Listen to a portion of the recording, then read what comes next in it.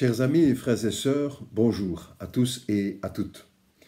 Le psalmiste disait « Je suis dans la joie quand on me dit « Allons à la maison de l'Éternel ». Cette joie nous est ôtée depuis 5 semaines maintenant. Nous n'y pouvons rien changer. Nous devons nous soumettre et nous incliner, mais nous savons que ces événements sont dans la main du Seigneur et que c'est lui qui conduit toutes choses. On commence d'ailleurs à oser nous dire que ce virus pourrait venir d'une mauvaise manipulation humaine dans un laboratoire en Chine. Quand les hommes veulent jouer aux apprentis sorciers, c'est toute l'humanité qui en paye le prix. Il serait donc injuste de lever le poing vers Dieu en ces circonstances particulières et tristes pour beaucoup de personnes qui perdent un être cher.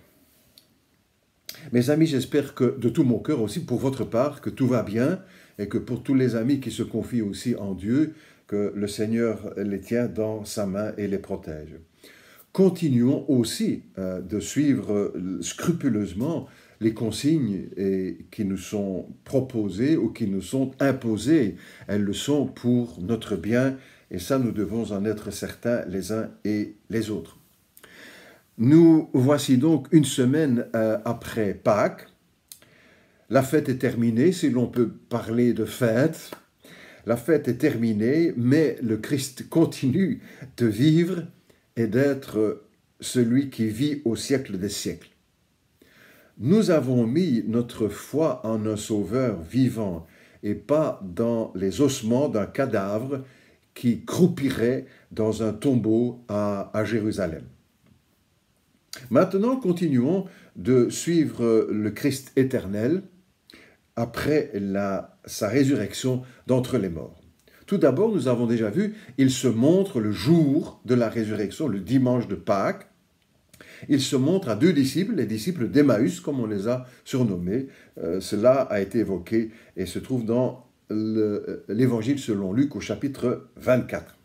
Deuxièmement, il se montre aussi le même soir, toujours le dimanche de la résurrection, le dimanche de Pâques, il se montre aux disciples qui sont réunis à Jérusalem. Et c'est là qu'il dira à Thomas, « Ne sois pas incrédule, mais crois ». Et c'est probablement aussi les paroles du Seigneur qui traversent les âges et encore aujourd'hui pour dire au monde, « Monde, ne sois pas incrédule, mais crois ». Troisième chose que nous voulons souligner ensuite, c'est que Jésus se montre à ses disciples sur les bords du lac de Galilée. Et là, il pose la question à Pierre, 3 fois, « Pierre, m'aimes-tu » Et 3 fois aussi, l'apôtre répond, « Mais tu sais que je t'aime ». 3 fois, le Seigneur lui donnera aussi comme ordre, « Fais paître mes brebis ». Une 4e chose sur laquelle nous allons rester un peu plus longtemps, quelques minutes toutefois, Luc nous dit, non plus dans l'Évangile cette fois, mais dans le livre des Actes, puisque c'est lui qui est l'auteur du livre des Actes, dans le chapitre 1er du livre des Actes, il écrit ceci au sujet du Christ. Après avoir souffert, Jésus se présenta à eux, aux disciples, vivant, et leur en donna de nombreuses preuves pendant 40 jours. Il se montra à eux et parla des choses qui concernent le royaume de Dieu. Qu'est-ce que Jésus fait? Il donne des preuves en parlant des choses du royaume de Dieu. C'est-à-dire que la Bible souligne encore que Jésus continue d'enseigner ses disciples, de les écoler, de les former et de les instruire. C'est-à-dire que le Christ ressuscité prendra beaucoup de temps, donnera beaucoup de place à l'enseignement, la formation de ses disciples avant de repartir dans la gloire. Et j'attire justement votre attention sur le fait que je souligne, à savoir l'importance que le Christ ressuscité donne à l'enseignement des Écritures. En effet, Jésus va laisser ses disciples pour remonter dans la gloire céleste, et ils auront donc besoin de la puissance des Écritures, et celle que Dieu donnera à son Église le jour de la Pentecôte, c'est-à-dire le Saint-Esprit. Eh bien, que le Saint-Esprit et les Écritures nous accompagnent pendant notre pèlerinage ici-bas, non pas seulement pendant ce temps de confinement, mais peut-être aussi tout particulièrement pendant ce temps de confinement. Et peut-être que vous faites comme moi la remarque, nous devons être bien vigilants parce que ces temps, nous n'avons plus nos occupations habituelles, quotidiennes, le travail, le ceci, le cela, mais que nous aurons peut-être même tendance à nous relâcher davantage dans la lecture des Écritures et dans la prière, dans la communion avec Dieu. Soyons donc vigilants. Et je veux être aussi vigilant pour ces choses, pour ne pas nous laisser étouffer encore une fois par beaucoup d'occupations, alors que nous sommes libres de nos activités, nous pourrions dire, professionnelles.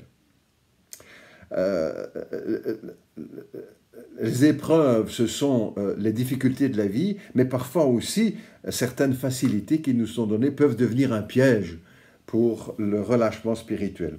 Je vous embrasse toutes et tous, bien sûr, en attendant le jour où nous pourrons à nouveau nous serrer dans les bras les uns des autres et vivre d'une autre manière, d'une nouvelle manière, cette communion fraternelle. Je prie avec vous, si vous le voulez bien, quelques instants. Notre Dieu, notre Père, nous te remercions à nouveau pour ce temps de communion que nous pouvons avoir au travers de ces techniques modernes. Mais nous savons que notre communion reste et demeure éternelle, même en dehors des moyens de communication modernes dont nous bénéficions. Je te prie pour que tu gardes et veilles, bénisses chacun des frères et sœurs de la communauté et au-delà même de la communauté, de tous ceux qui traversent une épreuve, pour certains, une épreuve pénible, douloureuse. Plus particulièrement, nous les mettons devant toi.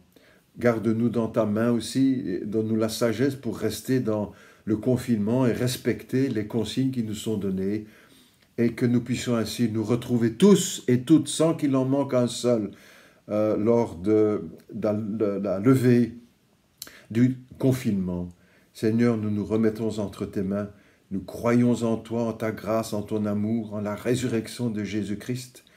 Nous croyons au Père, au Fils et au Saint-Esprit. Et Père Céleste, c'est en nous laissant porter par l'Esprit et au nom de Jésus-Christ que nous t'apportons, que nous te présentons notre prière. Amen.